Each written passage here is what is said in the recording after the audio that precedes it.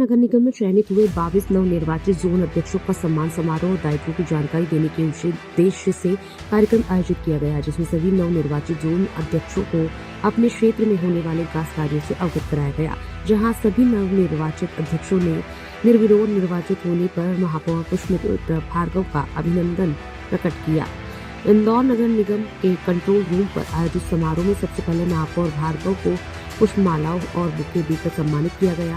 वहीं सभी 22 नवनिर्वाचित जोन अध्यक्षों को निर्विरोध निर्वाचित होने पर बधाई दी गई, जिसके बाद महापौर पुष्पमित्र भार्गव और सभापति मुन्नालाल यादव के नेतृत्व में सभी जोन अध्यक्षों को उनके दायित्वों से अवगत कराया गया। जहां महापौर भार्गव ने सभी जोन अध्यक्षों को उनके जोन में होने वाले विकास कार्यों में किस तरह भूमिका अदा की जाए, इस बाबत जानकारी दी।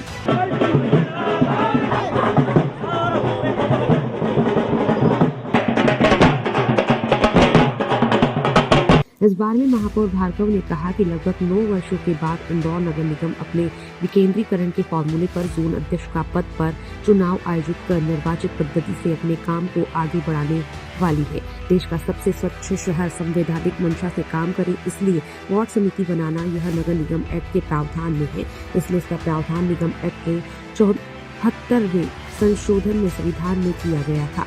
जितने लोग अभी जोन के अध्यक्ष बने हैं, हम सबको इस बात की गर्व की अनुभूति है कि संवैधानिक व्यवस्था में भारत के संविधान के तहत यह सब जोन अध्यक्ष निर्वाचित हुए हैं। विधानसभा चुनाव होने के कारण उसमें थोड़ा विलम्ब हुआ है, लेकिन शहर की दृष्टि से जनसंख्या के आधार पर 19 जोन को बढ़ाकर 22 जोन किए गए हैं। जगह शिफ्ट करने की कवायद की जा रही है। तो इस सराफा चौपाटी को लेकर कई सारे विषय सामने आए थे, इसलिए मैंने अपने प्रावधानों के तहत एक कमेटी MIC सदस्य और पार्षदों की बनाई थी।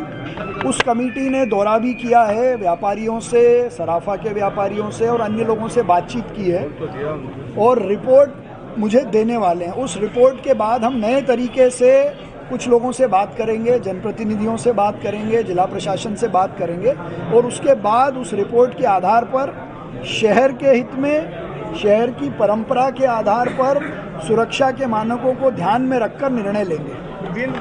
इलेक्शन मोड में नजर आ रही है, आपको भी प्रभारी बनाया गया है, घोषणा पत्र का किस तरह से कार्य संचालन है? देखिए, देश के यशस्वी प्रधानमंत्री नरेंद्र मोदी जी ने जो घोषणा की उसको पूरा किया, इसलिए आज देश की जनता लगातार ये बात कहती है कि मोदी अगर है तो काम के होने की गारंटी है, मतलब गारंटी की भी गारंटी है कि ये काम होगा।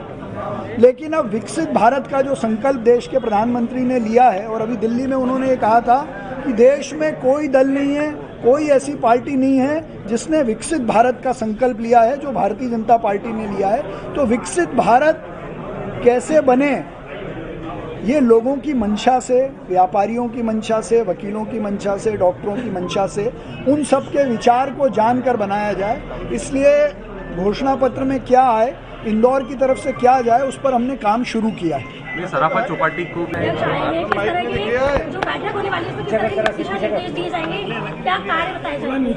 देखिए, लगभग 9 वर्षों के बाद इंदौर नगर निगम अपने विकेंद्रीकरण के फॉर्मूले पर जोन अध्यक्षों का पद उनको देकर, वो भी निर्वाचित पद्धति से, अपने काम को आगे बढ़ाने वाली है।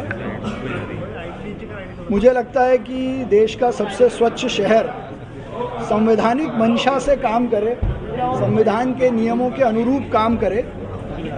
वार्ड कमेटी बनाना ये नगर निगम एक्ट के प्रावधान में इसलिए है कि इसका प्रावधान 74वें संशोधन में संविधान में किया गया था।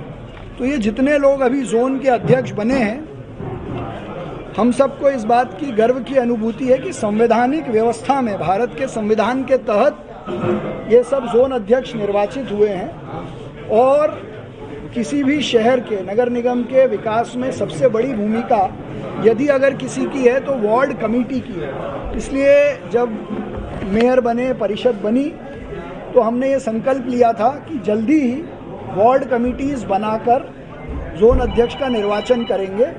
बीच में विधानसभा चुनाव होने के कारण उसमें थोड़ा विलम्ब हुआ है, लेकिन शहर की दृष्टि से जनसंख्या के आधार पर 19 जोन को बढ़ाकर 22 और 22 करते ही 15 तारीख को हमने जोनों की संख्या 22 की परिषद में और 21 तारीख को सभी जोन अध्यक्ष का निर्वाचन निर्विरोध निर्विघ्न संपन्न हुआ है।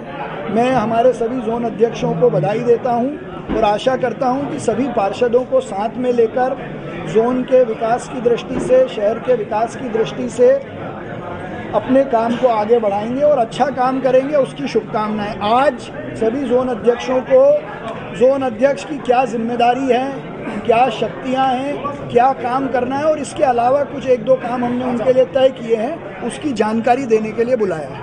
अभी विशाखा समिति की जो एक पिछले कुछ दिनों पूर्व एक छेड़छाड़ की घटना आई थी, इसमें विशाखा समिति की रिपोर्ट में जिन कर्मचारियों ने महिला के पक्ष में बयान दिया है उनको हटा दिया गया, उनको ट्रांसफर कर दिया गया और आपने कहा था इसके खिलाफ हम सख्त कार्रवाई करेंगे। वो रिपोर्ट मैंने आज अपने पास बुलवाई है।